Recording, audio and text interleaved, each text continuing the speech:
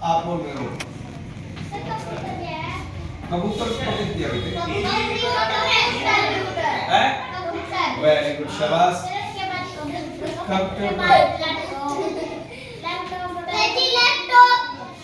वो उसी का एक पार्ट है कंप्यूटर का ही, ठीक है। इसके अलावा एक और आपने नहीं देखा होगा, उसको बोलते हैं टेलीफैक्स। फैक्स वो बेटे वो टेलीफैक्स को ही बताया मैंने, जो टेलीविजन है ना वो टेलीफैक्स ही होता है। ये थे संदेश भेजने के नए और पुराने तरीके, ठीक है। अब बात आती है, देखिए मैं एक बार फिर रिवाइज करवा देता हूं क्या क्या थे नए और पुराने।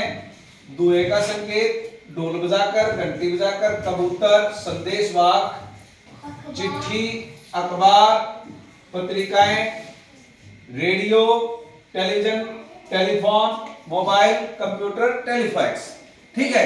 ये लगभग हमने कवर किए लगभग सारे ही, ठीक है। तो अब बात आती है जो संदेश है वो किस तरह होता है, कितने कितने तरीकों से हो सकता है। हमने अपना संदेश किसी को भेजना है तो उसके दो तरीके होते हैं, कौन कौन से। अब मैंने आपको कुछ संदेश भेजना है तो मेरे पास दो तरीके हैं, या तो मैं आपको कुछ भी लिख कर या फिर आपको बोल कर। वेरी गुड शाबाश। तो या तो जो संदेश होता है वो दो तरीके से हो सकता है। संदेश के दो तरीके हैं बेटे, एक तो हो गया लिखित यानी कि लिखकर, एक हो गया मौखिक।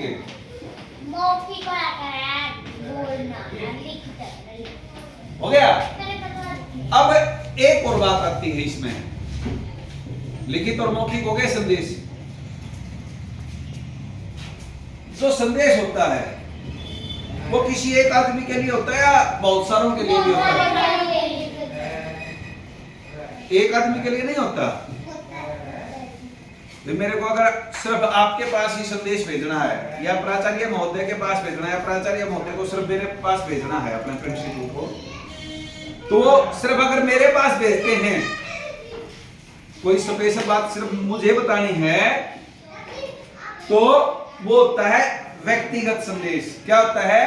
व्यक्तिगत, यानी कि सिर्फ एक आदमी को दिया है। अब उन्होंने पूरे स्कूल के जो टीचर हैं, ठीक है, या बच्चे हैं, सभी को संदेश देना हो, जैसे प्रार्थना सभा होती है ना अपनी, अगर कोई खास बात हो हम प्रार्थना सभा में बताते हैं ना आपको, तो जब हम आपको प्रार्थना सभा में कोई खास बात बताते हैं, कोई संदेश देते हैं, तो वो हो गया सामूहिक संदेश। क्या हो गया?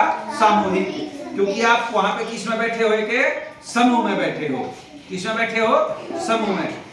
अगर किसी एक को देना है तो उसको व्यक्तिगत हो गया, और समूह में अगर कोई संदेश दिया जाता है तो वो क्या हो गया? सामूहिक संदेश।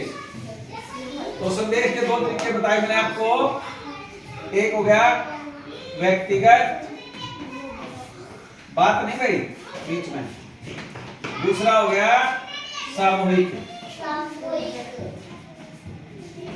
सामूहिक दो संदेश हो गए, ठीक है। अब बात आती है कि जो हमारे पहले वाले संदेश थे, क्या वो अब भी कारगर हैं? आप में से किस किस को लगता है कि भाई वो तरीके अब भी कारगर नहीं हैं? अच्छा पहले एक अच्छे से बैठिए, आप ये बताइए, पहले वाले जो तरीके, सबसे पहले वाले मैंने बताए तो भाई दुनिया का संकेत है, ढोल बजाकर है, घंटी बजाकर है, कबूतर है, संदेश वाहक है, ठीक है, ये पुराने तरीके थे। बाकी नए जमाने के तरीके हैं। तो ये तरीके कैसे कारगर हैं बता सकते हैं? अब मैं बताता हूं आपको। आपने शायद नहीं सुना होगा,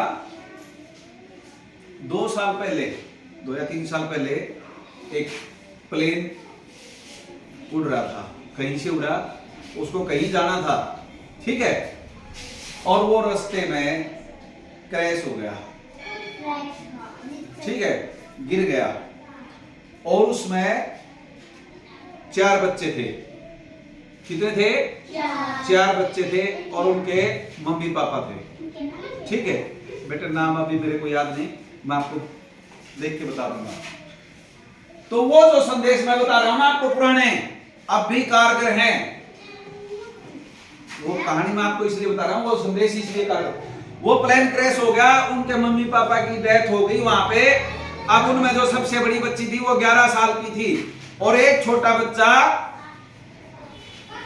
गोद में रखते हैं ना लगभग 1-1.5 साल के बच्चे को, इतनी ही उम्र का था सबसे छोटा बच्चा। बीच में जो 2 बच्चे और थे वो कोई 9 साल का था, कोई 7 साल का था, एक छोटा बच्चा था, इस तरह थे वो चारों जिंदा मिले थे। फौज ने ढूंढे थे, सेना ने ढूंढे थे, काफी दिनों की सर्चिंग के बाद, खोजबीन के बाद, लगभग कहते हैं कि लगभग 40 दिन के बाद वो मिले थे। और इतने छोटे बच्चे भयानक जंगल में जिंदा कैसे रहे?